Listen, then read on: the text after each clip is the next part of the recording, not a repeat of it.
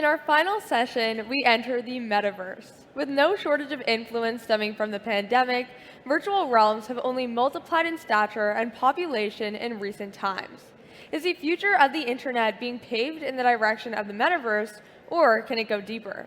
We will hear from leading experts to take us on a deep dive into the digital expanse. In conversation with Dan Burgar, co-founder of Shape Immersive, please welcome founder and CEO of EndeavorXR, Amy Peck, and Chief Metaverse Officer of Sensorium Galaxy, Ivan Nikitin. Thank you.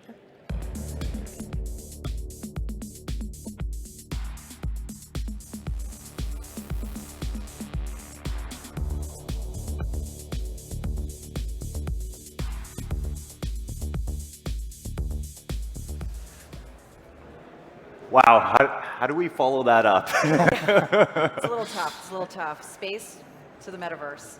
Yeah, that's talking about traveling to Mars. We're going to talk about traveling to the metaverse. How are you guys all doing today? It's the last panel of the day, I think, and this is the last day, and we're excited to be here. It's amazing. So I just want to say, it's really been incredible to be back in person and have conferences back again. I was getting all zoomed out, and I feel like having conferences like this is so important, and having that physical connection is incredible. And I must say that the Web Summit producers and volunteers have done an incredible job, and I just want to shout them out and give them a round of applause. Yeah.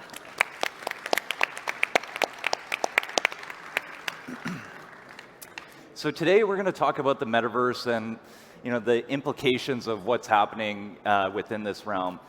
I believe that VR, AR, the metaverse will really change everything that we do. It'll change the way we live, it'll change the way we communicate, it will change the way we connect with one another. And if we do this right, I feel like we can really change the world with this technology. And we have two great panelists here today who are thought leaders in this realm and building the metaverse and this future tech. And I really am excited to bring them on and to really discuss what this technology will do, and really what the hell is the metaverse. So I'll introduce myself. I'm Dan Burgar. I'm the CEO or the co-founder of Shape Immersive. So we build VR, AR experiences for top retailers, top brands, and NFT companies. We're finding a really interesting niche in the NFT space as it's kind of blowing up right now. So that's been fun.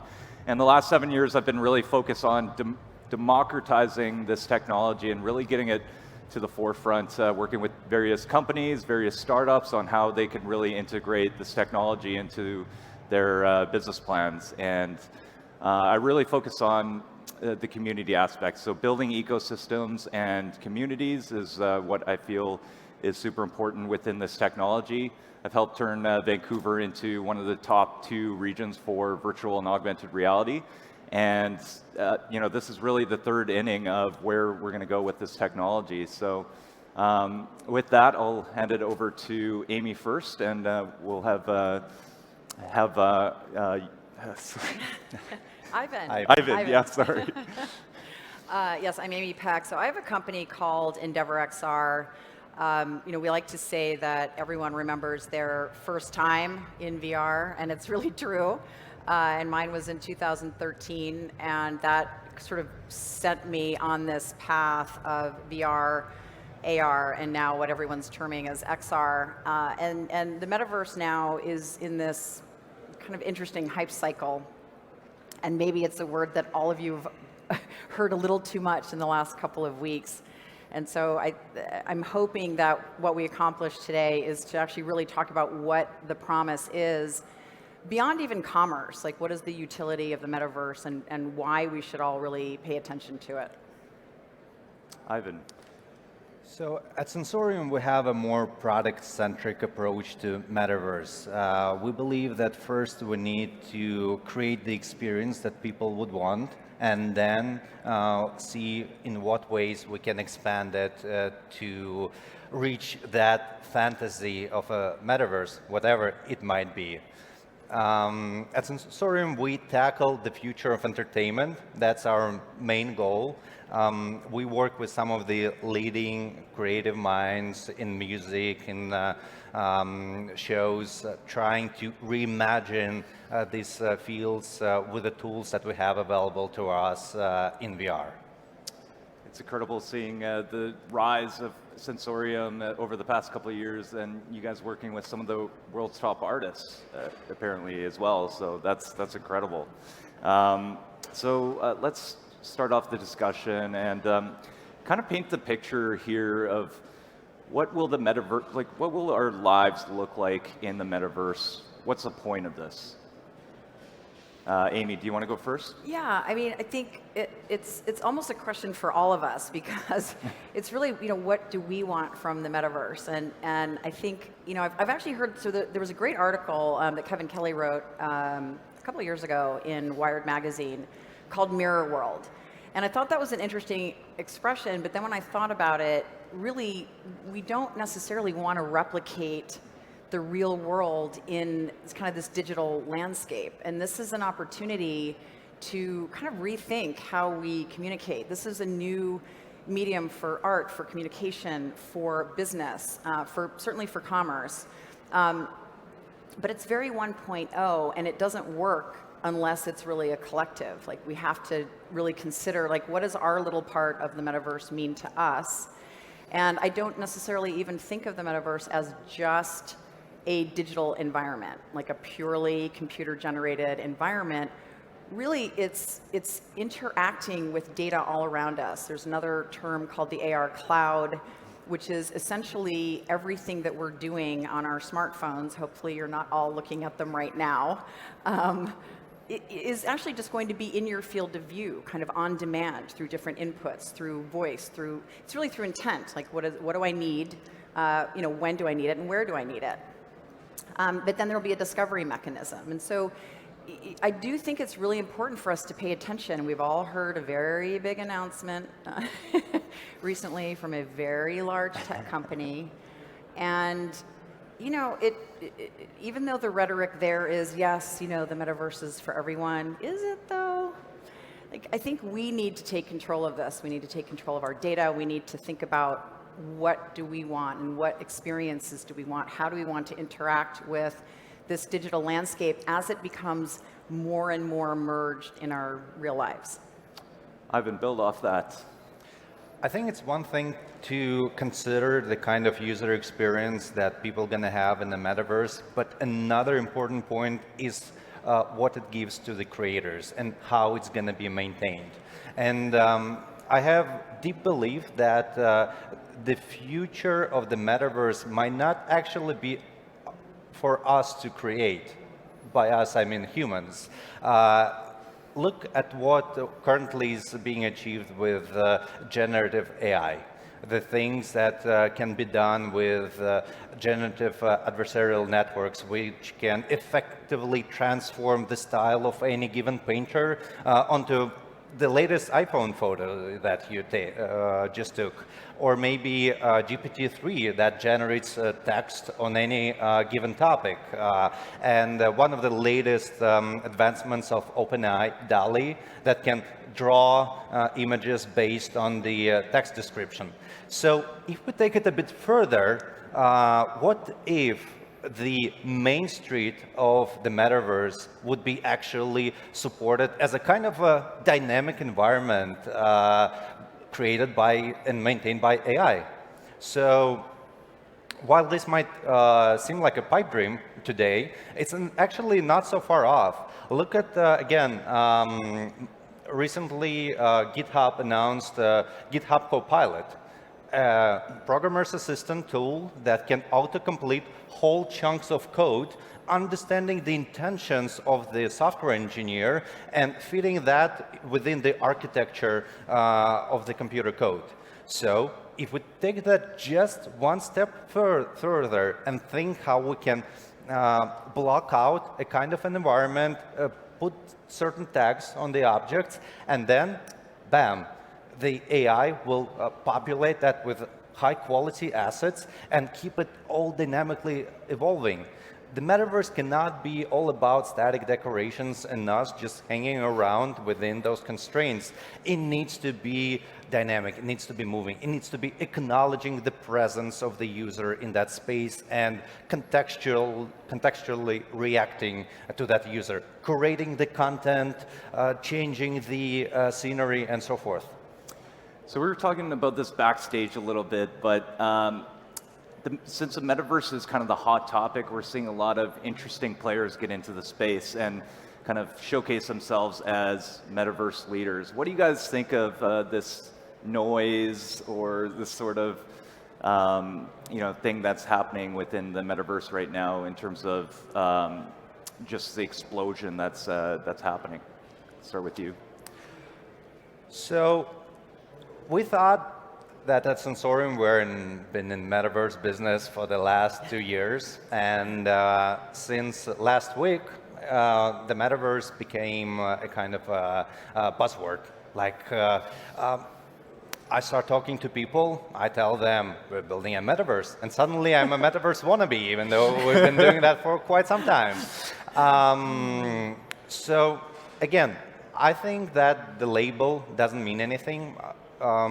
What really resonated for me personally during the Facebook Connect event 1 week ago are the words of John Carmack, who said that when he started his career in game development, he set to create the games, not the engines or technologies. The technologies were sort of like a after product of the games that they created at id. The same, I believe, would apply to the metaverse. We need the experiences first. We need to define that in something that we can already feel, already touch, and already experience. And then let's scale it, make it decentralized, run crypto economies, and do whatever we want with it. But without experience, it's a metaverse for the sake of the metaverse. It's just an empty buzzword. Amy? Yeah, I mean, it's we're still very 1.0, and I applaud the brands, and it's not just about Facebook. It's really about the brands that are going in now, and they're building digital assets and digital goods, and they're sort of experimenting with this other economy. But again, the promise is not that. It's not this 1.0. It's we have a unique ability to be able to redefine value sets that might have different data points than the sort of traditional economic constructs of market data points that determine the value of something. And we just have to be a little bit careful. Like, look at the source. If there are the people that you're talking to, have they been doing this for a long time? Have they been building different kinds of solutions? Like my company, we focus very much on enterprise. And so, we're looking at this, certainly from kind of a commerce perspective, but not just about being a brand and steaming in and saying, look at all these great digital goods, but the opportunity is for you as a consumer and you as a brand to have a one-to-one relationship and a transparent exchange of data. So yes, there's the building that we need to do, and it needs to be an incredible experience for us to spend time in this landscape. But let's reinvent how we do things in the real world. Let's just not do what we're doing already, maybe faster and a little bit better. Let's really rethink how we want to live our lives. And the beauty of this technology, especially powered by AI, is that we can simulate any outcome. Right? We can kind of be anything we want to be. And I'm very excited to see what creators do with this technology, and not the traditional creators, and in concert with AI as kind of an artist assistant almost, or you can let the AI loose. But this is just the tip of the iceberg. But that's why I think we all have to have an opinion, and all have to want something from the metaverse and start to define it, individually and then collectively. One of the biggest questions I always get from people who are kind of on the outside looking in is, will you want to live in the metaverse? Like, will it be better than real life? What do you think? I definitely believe that the metaverse should be an evolution of the digital life that we already have. It should improve on our on the solitude that we might be getting from modern social networks, like when you're browsing through the news feeds of Instagram, Facebook. There's a term, FOMO, fear of missing out. You're seeing how all of the people are at the concerts, at the museums, having nice dinners, and you're missing out on life. And the point of Metaverse is to take that chunk of time that you already dedicate to content platforms and social networks and make it better, make it social, that you together meet to do some work, to get entertained, to get new experiences. But it's definitely not a replacement for real life. And it is the responsibility of everyone working in that field to keep that balance. Because, of course, like one of the things that I imagine for the virtual spaces is we want the users to be acknowledged. We want them to be welcome in these environments, again, with all the curated content, all the dynamic stuff that's centered around the user. We do not want the user to feel worse when he returns to the real world. Yeah. So, yeah. Yeah, I feel, once Apple does finally come out with those Apple glasses in 2024, 2025, when they look like this, it could potentially really connect us closer to the world, because you're basically looking at everything around you and placing those digital objects in front of you and interacting with the world around you. So I think that'll be really interesting. It is an expansion. It's an expansion on your real life, and you'll be able to toggle into VR mode and be able to transport yourself onto the moon. But then you'll essentially go back into your real world and see the world around you just enhanced a little bit. So that's going to be exciting. We're at really the perfect time in our industry. It's kind of a good thing and it's kind of a bad thing of what's happening right now with Facebook, the big elephant in the room. And I didn't really want to touch too much on it, but we kind of have to. So obviously, it's extremely good for what's happening in the metaverse. It's extremely good for the VR AR industry, because one of the biggest companies in the world is doubling down all into the metaverse and into this technology. So that proves to you that this is the future, but it's the Zucks. It is a double-edged sword. There's no question about that. But I think it again starts with experience and how do we interact and how do we move. It's so interesting that we've sort of trained ourselves to interact with data on 2D screens, and yet we live in 3D, and we're a little bit lost in terms of like how do we move all of this data and all of this experience also into 3D, and really imagining like the entire world is your screen. And we're talking about the social aspect of that. Like we'll actually be able to record 3D experiences and anchor them in space. It'll be a completely different paradigm as far as social media is concerned, and we can put permissions on it that people can discover that. And so when you think about it in those terms, and also being able to now ignore people by looking directly at them, because whatever you were looking at on your phone is now in your field of view, well, there you go, that's a win. Do you have anything to add to that? Well, Facebook, I think they're doing incredible work on both hardware and software. But regarding their meta strategy, as far as we can understand, again, looking from the sort of outside inside, they mostly relying on user-generated content, which is one way. Personally, I believe that for VR and any kind of meta experience to have mass appeal, it needs to first establish the baseline of quality, which unfortunately just isn't possible with the user-generated content. And then, based on that quality, to start opening up the gates a little bit, to let more partners, let more creators come in and create stuff that is cohesive, that fits stylistically in these environments rather than a mix of styles, a mix of quality of the assets that the people would bring on the platform. So there are different approaches on how to get it done, and may the best company win. I love that.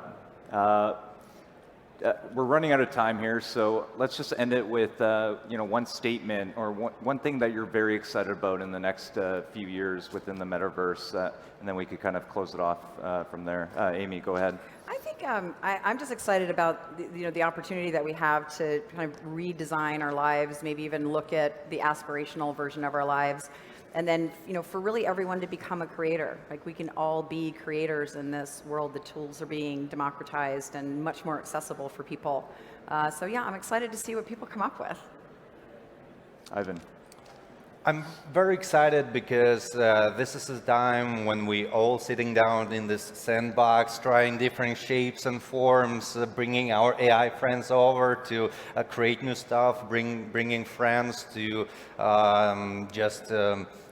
try some new ideas. And again, there's so many possibilities, and as Amy said, it's all just the tip of an iceberg. We do not even realize today where we will be in a couple of years. I think there's so much more to explore. Great way to close, and I just want to thank you all for coming, and obrigado.